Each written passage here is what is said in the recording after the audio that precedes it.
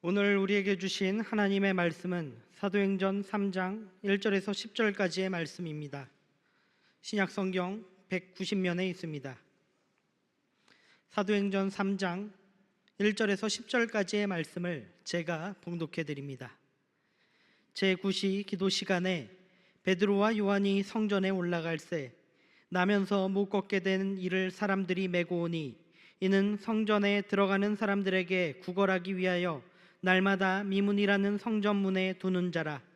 그가 베드로와 요한이 성전에 들어가려 함을 보고 구걸하거늘 베드로가 요한과 더불어 주목하여 이르되 우리를 보라 하니 그가 그들에게서 무엇을 얻을까 하여 바라보거늘 베드로가 이르되 은과 금은 내게 없거니와 내게 있는 이것을 내게 주노니 나사렛 예수 그리스도의 이름으로 일어나 걸으라 하고 오른손을 잡아 일으키니 발과 발목이 곧 힘을 얻고 뛰어 서서 걸으며 그들과 함께 성전으로 들어가면서 걷기도 하고 뛰기도 하며 하나님을 찬송하니 모든 백성이 그 걷는 것과 하나님을 찬송함을 보고 그가 본래 성전 미문에 앉아 구걸하던 사람인 줄 알고 그에게 일어난 일로 인하여 심히 놀랍게 여기며 놀라니라. 담임 목사님 나오셔서 예수님의 이름으로 함께 걷기라는 제목으로 하나님의 말씀을 선포하시겠습니다. 할렐루야.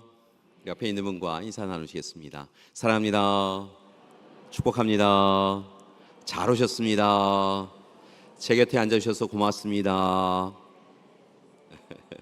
고맙습니다. 지난 주일 복된 인생이 되셨는지요? 아무도 말씀을 안 하세요.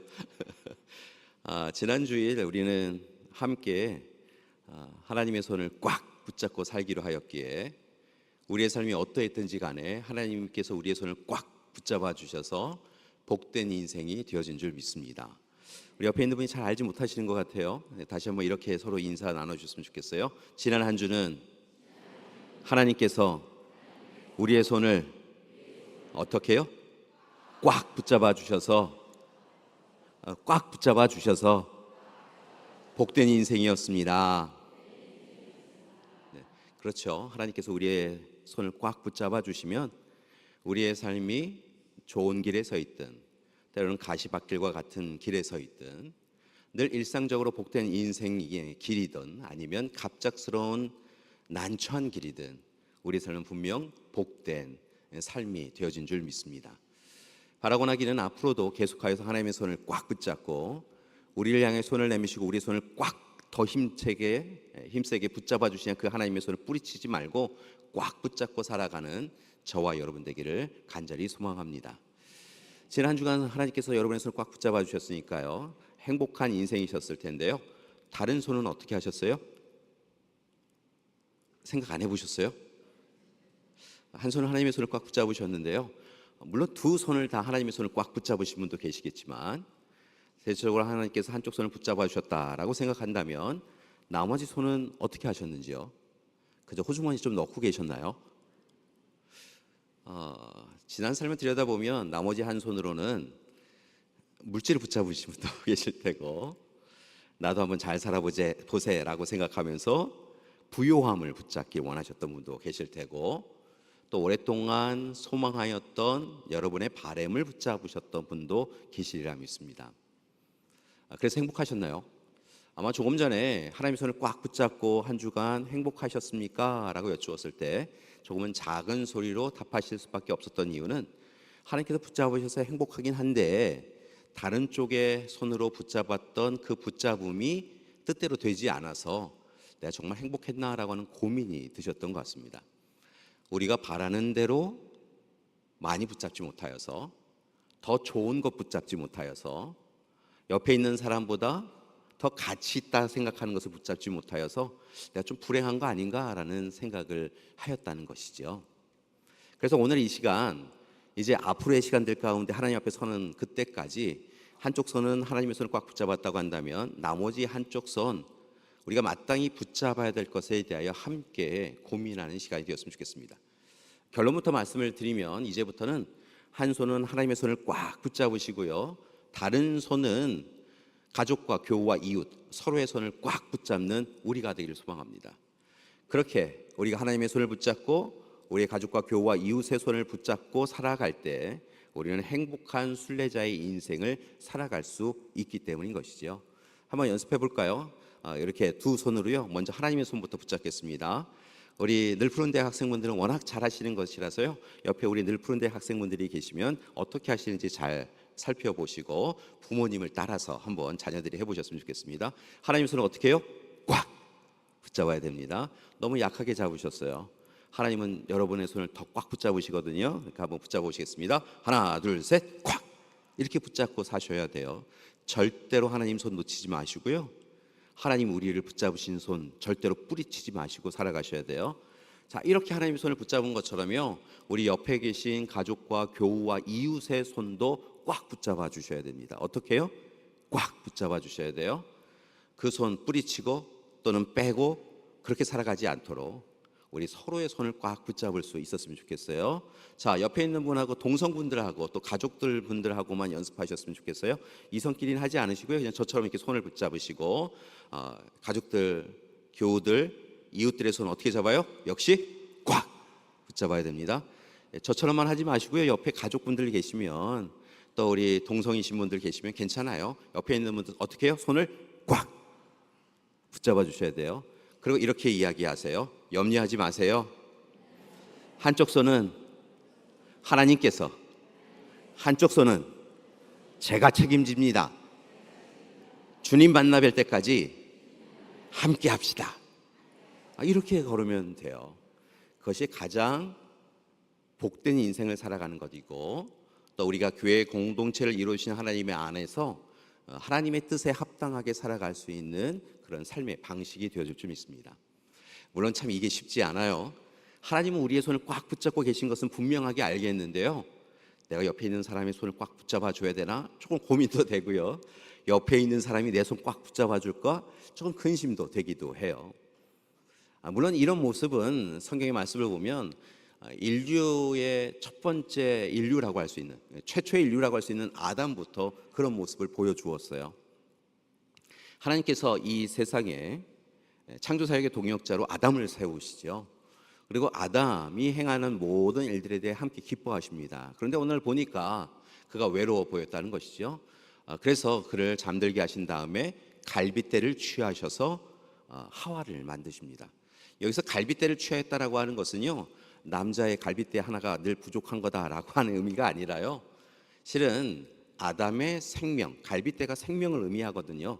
그래서 이 갈빗대, 생명을 취하여 또 다른 생명이 있게 하셨다라는 의미를 갖고 있습니다. 그러니까 아담의 생명과 하와의 생명은 같은 것이에요. 생명을 나눈 존재라는 것이죠. 그래서일까요? 아담이 하와를 보고 제일 먼저 뭐라고 이야기하냐면 내 뼈 중에 뼈요 살 중에 살이다라고 이야기합니다. 내 뼈, 내 살이다라고 하는 것은 내 생명을 나눈 존재로 나보다 당신이 더 귀한 존재입니다라고 하는 고백이 담겨져 있는, 사랑의 고백이 담겨져 있는 그런 이야기였다는 것이죠. 여러분, 그리스도인들끼리 이야기 나눌 때는요, 내 뼈 중에 뼈요 살 중에 살입니다라고 한 것이 얼마나 귀한 고백인지 몰라요. 내 생명과 같은 존재입니다. 아니, 내 생명보다 당신의 생명이 더 귀한 것을 내가 알고 있습니다라고 하는 고백이기 때문인 것이죠. 그렇게 고백을 합니다. 그런데 그들이 하나님을 붙잡은 손을 놓칩니다. 하나님 손 붙잡고 한 손에는 하와와 아담이 서로 손을 붙잡아야 되는데요, 하나님의 손을 놓치죠. 그래서 하나님이 말씀하신 것을 어깁니다. 선악과를 따먹지 말라라고 이야기하셨는데 그 선악과를 따먹으면 하나님처럼 될 수 있다라고 하는 이야기를 듣고 시험에 유혹에 들어서 선악과를 따먹습니다. 그리고 이것이 죄이다라고 하는 것을 깨닫지요. 부끄러움이라고 하는 것을 압니다. 그래서 하나님의 낯을 피하여 숨었는데요, 하나님께서 내가 왜 이 일을 행했느냐라고 아담에게 물으시죠. 아담이 뭐라 이야기하냐면 조금 전엔 뼈 중에 뼈라고, 살 중에 살이라고, 내 생명과 같은 존재라고 이야기하였는데 그렇게 이야기하지 아니하고 하나님께서 주신 저 여자가 나를 이렇게 만들었습니다 라고 이야기합니다.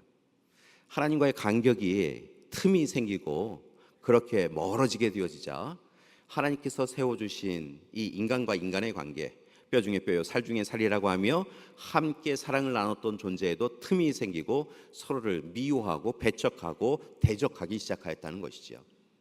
죄가 그런 것 같아요. 관계들을 깨어지게 만드는 일을 이 죄가 그렇게 행하더라는 것이지요. 자신이 생명같이 여겼다고 한다면 제가 잘못하였습니다라고 해야 되는데요, 아담이 자신에게 향하는 주님의 시선을 견딜 수 없어서 저 여인 때문입니다 라고 이야기합니다. 이런 모습으로 인하여 첫 번째 인류는, 첫 번째 가정은 그렇게 위기에 처합니다. 이런 위기가 그 두 부부에게만 있었던 것이 아니라 이어지는 말씀을 보니까 그들의 자녀인 가인이 아벨을 살해함을 통하여, 제일 처음 형제 살해를 통하여 형제 간에도 다툼이 생기고 분열이 생기게 되었던 것이죠.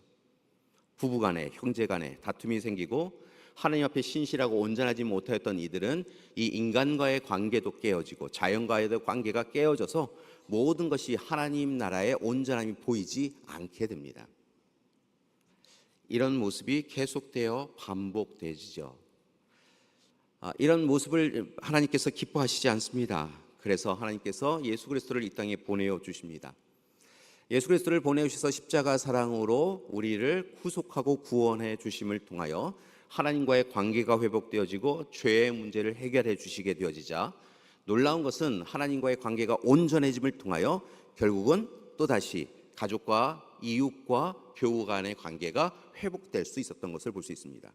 본질적으로 하나님과의 관계가 회복되어지면 우리는 서로의 관계를 다시 회복할 수 있게 되더라는 것이지요. 감사한 것은 예수님께서 서로가 어떻게 살아가야 되는지에 대하여 분명하게 이야기해 주십니다. 하나님의 임재를 확인하며 서로 간에 함께 하시는 하나님을 찾아가는 것, 그리고 누구를 만나든지 우리의 관계 가운데 함께 하시는 하나님이심을 고백하며 하나님의 시선으로 서로를 바라보며 존중하며 사랑하라라고 하는 것을 예수님은 끊임없이 가르치십니다. 그리고 자신을 십자가에 내어 주시기까지 우리를 사랑하심을 통하여 함께 하도록 하시죠. 놀라운 것은 이렇게 주님 십자가 사랑으로 함께한 이들은 주님께서 약속하셨던 성령께서 이 땅 가운데 강림하심을 통하여 더욱더 하나가 되는 것을 볼 수 있습니다. 오늘 말씀, 우리가 3장의 말씀을 읽었는데 앞서 2장의 말씀을 보면 참 놀라운 일이 교회 공동체, 성령 공동체를 통하여 이루어집니다. 그들이 모이기에 힘썼고 모일 때마다 함께 나눔에 열심이었다는 것이죠. 자신의 소유를 가지고 와서 자신의 소유를 자신의 것이라 주장하지 아니하고 필요한 이들에게 필요에 따라 나누어 주며 주님 사랑 나누기에 부지런하였다라고 하는 것이 사도행전 2장에서 이야기하는 초대교회 공동체, 그러니까 예수님의 십자가 사랑과 성령 강림 사건을 누린 이들의 모습이었다는 것입니다. 참 좋은 교회 공동체의 모습이지요. 그렇게 많은 교회 공동체들이 초대교회 공동체로 돌아가자라고 하며 주님께 받은 사랑으로 성령의 도우심을 받아 함께 서로 사랑하는 것, 하나님 사랑을, 서로 사랑을 통하여 확인받는 것을 이렇게 노력하며 살아가고 있는 것이지요. 그런데 앞서 말씀을 드렸던 것처럼 최초의 인류인 아담과 하와가 다투었던 것처럼요, 하나님이 세우신 이 성령 공동체, 교회 공동체도 다툼과 분열의 역사를 만들어가는 것을 봅니다. 처음엔 그렇게 합력하여 선을 이루어가며 서로가 함께 먹을 것을 나누었는데요, 좀 시간이 지나자 초대교회 공동체가 확장되어지고 팽창되어지자 그들이 함께 모여서 예배를 드리기 전에 또는 예배를 드린 후에 주님의 성찬을 나눌 때까지는 참 좋은데요, 이후에 함께 교제를 나누며 식사를 나눌 때 3355 나누어 함께 먹었다, 이렇게 표현이 성경에 담겨져 있다는 것입니다. 함께 모여 함께 식사를 한 것이 아니라 그들의 출신의 성분이나 출신 지역이나 아니면 가지고 있는 소유의 여부에 따라서 그들이 함께 모여 먹는 것이 아니라 3355 나누어 자신이 좋아하는 사람들과 함께 식사를 나누는 것으로 바뀌더라는 것입니다. 그리고 일치와 연합을 이루어가야 되는 교회 공동체가 나눔과 다툼과 분열의 모습을 보이기 시작하지요. 그러면서 성경의 말씀을 보면 형제의 눈 속에 담겨져 있는 티를 바라보고, 아유 저렇게 티가 있어, 저 사람 저런 문제가 있어, 저 사람 안 돼, 이렇게 이야기하더라는 것입니다. 정작 자신의 눈에는 티보다 훨씬 큰 들보가 자리 잡고 있는데 자신의 눈에 담겨져 있는 들보에 대해서는 이야기하지 아니하고 상대방에 대하여서 이것이 옳고 저것이 그르다라고 이야기하며 살아가더라는 것입니다. 이런 모습이 참으로 안타까운 것이죠. 그래서 성경의 말씀에 보면 이런 모습을 본 사도와 또 제자들이 이렇게 살아가는 것은 옳지 않습니다. 그것은 하나님의 뜻도 아니고 예수님께서 이 땅에 오신 이유와 목적도 아닙니다라고 하며 끊임없이 초대교회 공동체를 통하여 여러 서신을 통하여 강조하고 있는 것을 볼 수 있습니다. 사랑을 강조하고 있다는 것이죠. 대표적인 것이 요한일서 4장 20절의 말씀인데요. 우리 함께 봉독해 볼까요? 여러분 눈으로만 보지 마시고요, 마음으로 함께 읽어보셨으면 좋겠습니다. 함께 봉독해 보시겠습니다. 누구든지 하나님을 사랑하노라 하고 그 형제를 미워하면 이는 거짓말하는 자니 보는 바 그 형제를 사랑하지 아니하는 자는 보지 못하는 바 하나님을 사랑할 수 없느니라. 아멘. 처음에는 읽기가 쉬웠는데요, 이것을 곱씹어 읽다 보니까 참 쉬운 말씀이 아니구나라는 생각이 듭니다. 요한 일서를 통하여서 초대교회 공동체에게 뭐라 이야기하냐면 하나님을 사랑한다 고백하는 이들이 있지 않느냐. 사실 우리도 그렇지 않습니까? 하나님을 사랑합니다 라고 고백하는데 하나님을 사랑한다라고 하면서 여러 가지 이유로 자신의 판단과 기준으로 누군가 형제와 자매를 미워하면 그는 거짓말하는 사람이다. 뭘 거짓말했느냐? 하나님을 사랑한다라고 하는 것이 거짓말하는 것이다 라고 이야기하는 것이지요. 하나님을 사랑합니다 라고 하면 하나님의 사랑으로 서로를 사랑하는 것이 옳다라고 요한은 강조하고 있다는 것입니다. 보이는 형제를 사랑하지 않으면서 어떻게 보이지 않는 하나님을 사랑한다라고 너는 자부할 수 있느냐, 그렇게 이야기할 수 있느냐라고 이야기하며 보이지 않는 하나님을 향하여 사랑을 고백한다고 한다면 보이는 형제에 대해서도 사랑해야 한다라고 말하고 있다는 것입니다. 얼마나 다툼과 분열이 가득하였으면 그리 행했겠습니까? 유대인 그리스도인으로 이방인 그리스도인으로 넌 나와 달라 그러고 다투는 이들을 향하여 사랑하는 것이 옳다라고 이야기하고 있다는 것이죠. 바울파, 게바파, 베드로파, 예수파 나누어 다투는 이들에게 도대체 이렇게 무슨 파가 많냐? 하나님께서 예수님께서 전하신 복음의 말씀은 하나인데 그리고 그 말씀으로 하나 되라고 하였는데 그 전하는 말씀을 해석하는 것을 달리하며 다투는 것은 옳지 않다라고 이야기하며 서로 사랑하라라고 이야기하고 있다는 것이죠. 이런 말씀은 사실은 예수님께서 끊임없이 공생의 사역을 통하여 전하신 말씀이기도 합니다. 대표적인 말씀이 요한복음 13장 34절의 말씀인데요, 요한복음 13장 34절의 말씀도 함께 봉독해 보시겠습니다. 새 계명을 너희에게 주노니 서로 사랑하라. 내가 너희를 사랑한 것 같이 너희도 서로 사랑하라. 그것이 옳다는 것이지요. 613개 여러 규례와 계명과 율법에 대하여 예수님은 잘 아셨고 그것을 가르치셨는데요, 그러면서 그 모든 계명을 두 가지로 요약하여서 이야기하십니다. 첫 번째는 하나님을 힘써서 사랑하라는 것이고 두 번째는 서로 사랑하라는 것입니다. 여러분, 서로 사랑해야 하는 것이 바로 모든 계명의 함축적인 내용이고 새로운 계명이라는 것이죠. 그런데 말씀을 보니까 이 사랑을 하되 어떻게 사랑하냐면 너의 사랑으로 내가 생각하는 사랑이 아니라 주님께서 우리를 사랑하신 것처럼, 그러니까 주님의 사랑법으로 서로 사랑하는 것, 그것이 옳다라고 먼저 이야기해 주셨던 것을 기억합니다. 여러분, 주님 사랑으로 서로 사랑해야 하는 것, 그것이 우리가 마땅히 행해야 될 일이다라고 이야기해 주셨다는 것이죠. 그러니까 한 손을, 하나님의 손을 꽉 붙잡고 있다고 한다면 하나님께 그 받은 그 사랑을 확인하고 그 사랑에 합당하게 다른 이들의 손을 잡고 사랑해야 한다는 것입니다. 하나님께 받은 사랑은 감격과 감동을 누리며 참 좋다라고 이야기하면서도 그 사랑 받은 바대로 사랑하지 아니하고 이유와 또 다른 삶의 이야기들을 가지고 이 사람이 이렇게 사랑하면 안 돼, 사랑하는 척만 할래 라고 해서는 안 된다는 것이지요. 로마서 12장 15절의 말씀처럼 그렇게 우리는 즐거워하는 자들과 함께 즐거워하고 우는 자들과 함께 울 수 있는 사랑을 해야 한다는 것입니다. 즐거워하는 자들 곁에 가서 니는 참 좋겠다라고 이야기하며 시샘 부리는 사랑 말고, 우는 이들 옆에 가서 내가 다행이다, 저 사람이 아니라서 다행이다라고 하며 그렇게 살아가는 것 말고, 여전히 나와 너를 구분하여 정죄하며 살아가는 것 아니라 서로를 힘써서 주님의 사랑으로 사랑하는 우리가 되어야 한다는 것이죠. 그렇게 우리는 동정으로 사랑하는 것 말고 공감하며 살아가야 될 줄 믿습니다. 여러분, 동정이랑 공감은 다릅니다. 우리는 때로 동정과 연민을 가지고 내가 사랑하고 있다 생각하는데 사실은 그 사랑보다는 공감하는 사랑이 필요한 것을 깨닫습니다. 마르틴 부버라고 하는 이가 있는데요, 그는 나와 너라고 하는 책에서 이렇게 이야기합니다. 타인을 그것으로 여기지 말라라고 이야기합니다.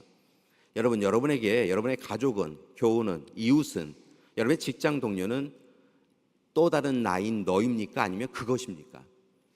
때로 너라고 생각하지만 우리의 마음 깊은 곳에 담겨져 있는 마음을 보면 너로 존중하지 아니하고, 나와 동등한 너로 존중하지 아니하고 그것으로 여기며 하찮게 여기는 모습이 있더라는 것이지요. 그렇게 마르틴 부버는 타인을 그것이 아닌 너로 인식하며 너를 나보다 낮은 위치에 두고 내가 위에 높이 서서 너를 바라보며 참 안 됐다라고 하며 동정하고 연민하는 마음으로 바라볼 것이 아니라, 나와 너를 동등한 존재로 함께 어깨를 마주 대하며 바라보고 그를 위하여 나아가고 그를 위하여 도닥이며 그와 함께 손 맞잡고 염려하지 말라고, 근심하지 말라고, 하나님이 함께 하시고 내가 함께 하고 있으니 염려하지 말라고 하며 살아가야 된다고 이야기하고 있다는 것입니다. 교회 여러분, 그리스도인 우리는, 하나님의 사람이라고 자부하며 살아가는 그리스도인 우리는 주님의 마음으로, 주님의 사랑으로 또 다른 나인 너를 존중하며 그들의 상처와 아픔을 외면하지 말고 그저 안타깝다라고 하는 정도가 아니라 그에게 다가가서 어떻게 이런 일이 있을 수 있느냐고 오히려 그를 도닥이며 그를 높이며 그를 위하여 먼저 기도하고 마지막까지 기도하는 우리가 되어야 한다는 것입니다. 고난과 고통에 대하여, 자신의 고통에 대해서는 크게 생각하지만 타인의 고통에 대해서는 아무것도 아니야 라고 이렇게 이야기하는 것이 아니라, 주님께서 이 땅에 오셔서 우리를 위하여 십자가 지신 그 사랑으로 서로를 존중하고 품고 하나가 되어야 한다는 것입니다. 그것이 우리가 마땅히 살아가야 될 삶이라는 것이지요. 하나님의 손을 꽉 붙잡고 또 사랑하는 이들의 손을 붙잡고 살아가기 위해서는 주님께 받은 그 사랑으로 옆에 있는 이들을 사랑하며 함께 웃고 함께 울며 그들과 함께 살아가는 것이 필요하다는 것입니다. 그런 점에서 오늘 말씀은 우리가 어떤 삶을 살아가야 될지에 대하여 잘 이야기해 주고 있습니다. 오늘은 특별한 사건이 베드로와 요한에게 있었다라고 말하고 있습니다. 베드로와 요한이 하나님의 전에 나아가 예배를 드리고 기도하기를 원합니다. 예루살렘에서 성전 안으로 들어가는데요, 특별히 예루살렘 성전 안으로 들어가는 문 중에 아름다운 문이라고 불려지는 미문을 통과해서 가게 되었다는 것이죠. 특별히 오늘 말씀을 보니까 이 9시에 기도하러 올라갔다라고 이야기하는데요, 유대인들은 보통 3시, 6시, 9시에 하나님의 전에 나아가 기도하기에 힘썼고 그리 행하는 것이 옳다라고 그렇게 가르쳤습니다. 3시, 6시, 9시는 우리 시간대로 바꾸려고 하면 플러스 6시간을 하면 되는데요, 그러니까 오전 9시, 정오, 오후 3시 이렇게 나아가서 기도한 것을 볼 수 있습니다. 오늘 말씀을 보니까 9시라고 하니까 오후 3시에 베드로와 요한이 함께 성전으로 올라가고 있었던 것이죠.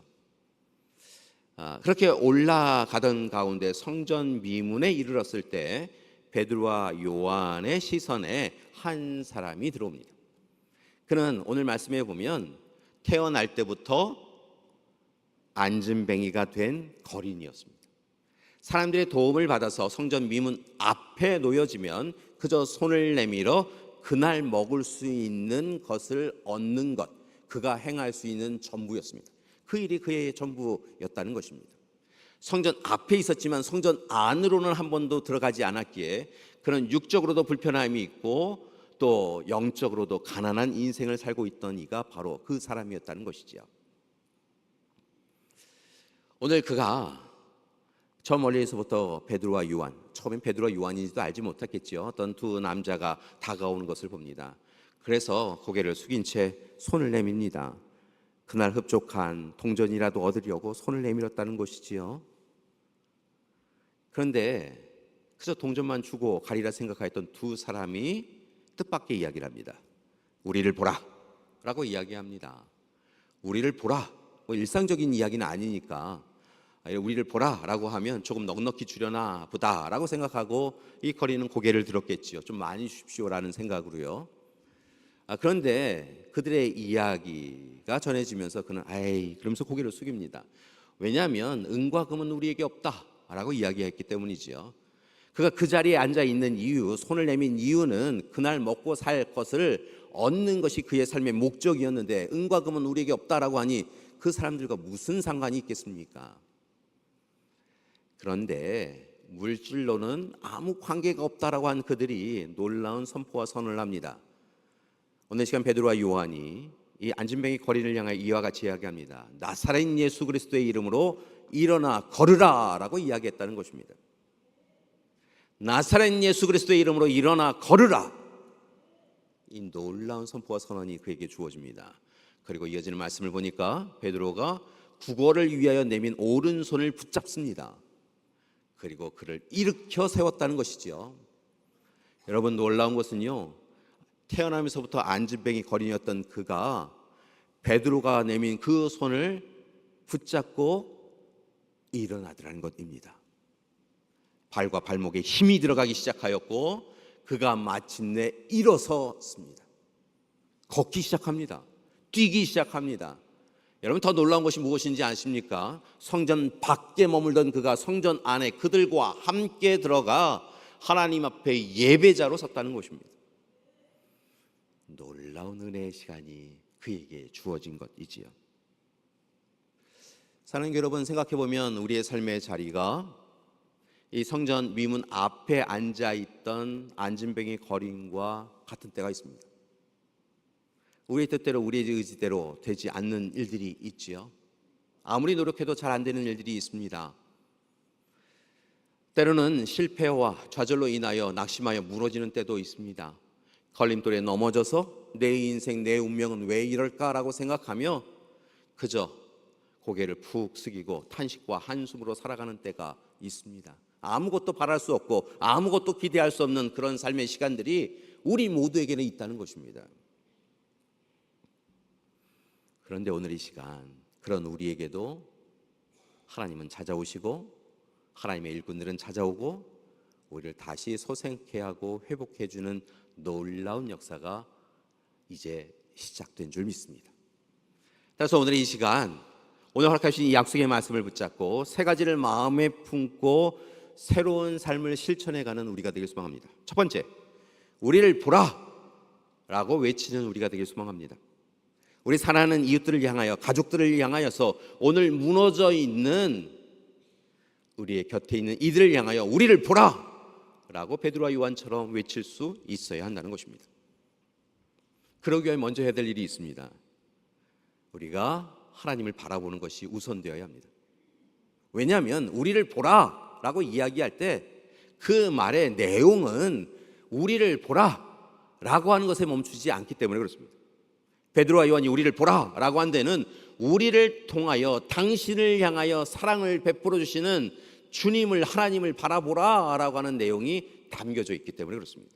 그러니까 우리를 보라, 베드로와 요한이 이야기한 것은 단순히 그 두 사람을 바라보는 것이 아니라 그 두 사람 속에 함께 하시는 하나님을 바라보라 라고 하는 그런 요청이 있었다는 것입니다. 그러니 이제 우리가 마땅히 해야 될 것은 베드로와 요한처럼 먼저 주님을 만나셔야 합니다. 주님을 바라보셔야 합니다. 주님의 시선을, 우리를 향하신 시선을 외면하지 말고 회피하지 말고 주님을 만나셔야 합니다.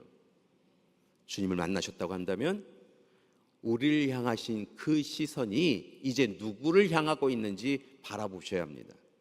주님의 마음이 있는 곳에, 주님의 시선이 있는 곳에 우리의 마음도 있고 우리의 시선도 있어야 한다는 것이죠.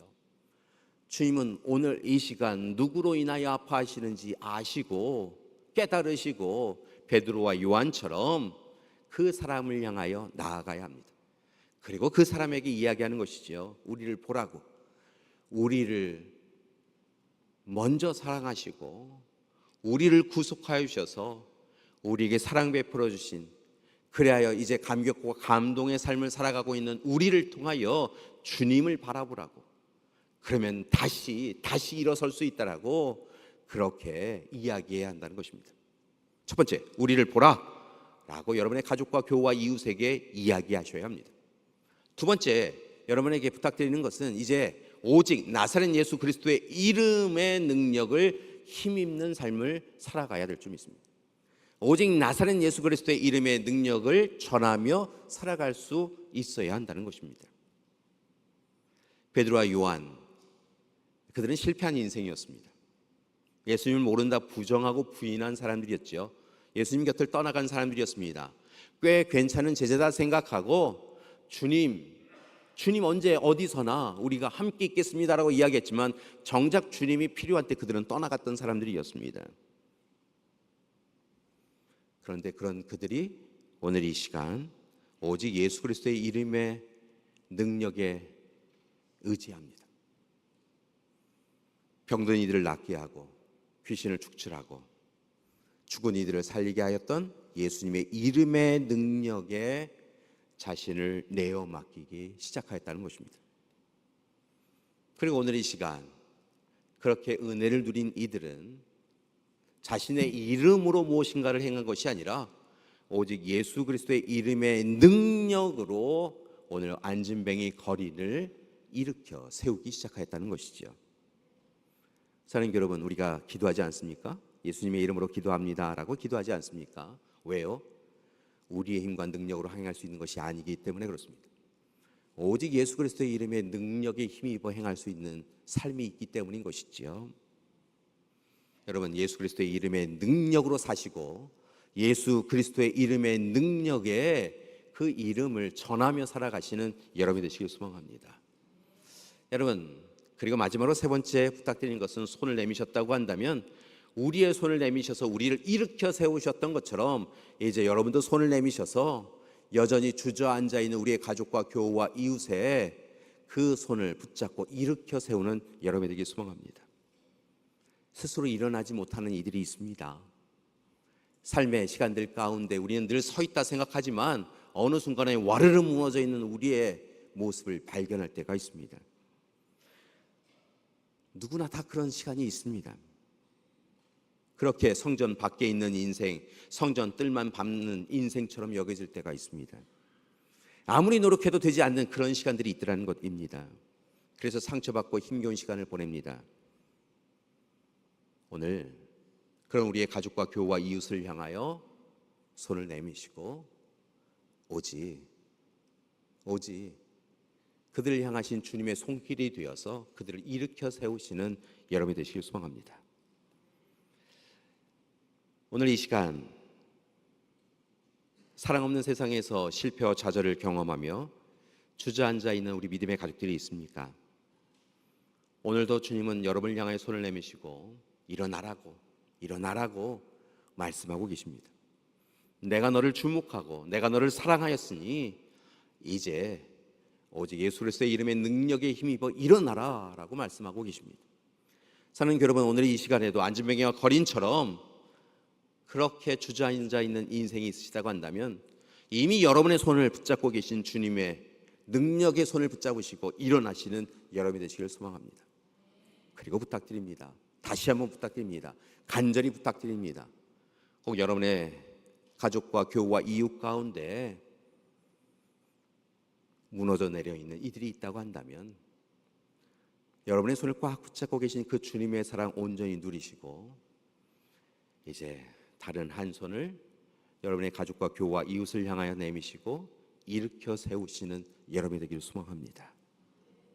나누어 다투어 싸우는 것이 아니라 우리를 보라, 예수 그리스도의 이름으로 일어나십시오 라고 외칠 수 있는 저와 여러분이 되기를 소망합니다. 특별히 김동욱 목사님의 표현처럼 마음 아픈 사람과 함께 마음 아파하는 것을 배우고 익히는 그런 한국교회가 되기를 소망합니다. 한국교회의 위기는 다른 데서 시작된 것이 아니라 하나님의 사랑을 누렸음에도 불구하고 하나님의 사랑을 마음 아파하는 사람들과 전하는 이들이 없기 때문에 그렇습니다. 그렇게 오늘 이 시간 우리는 우리를 향하신 주님의 당부를 다시 귀 기울여 듣습니다. 마태복음 25장의 말씀을 보면 이런 내용들이 담겨져 있습니다.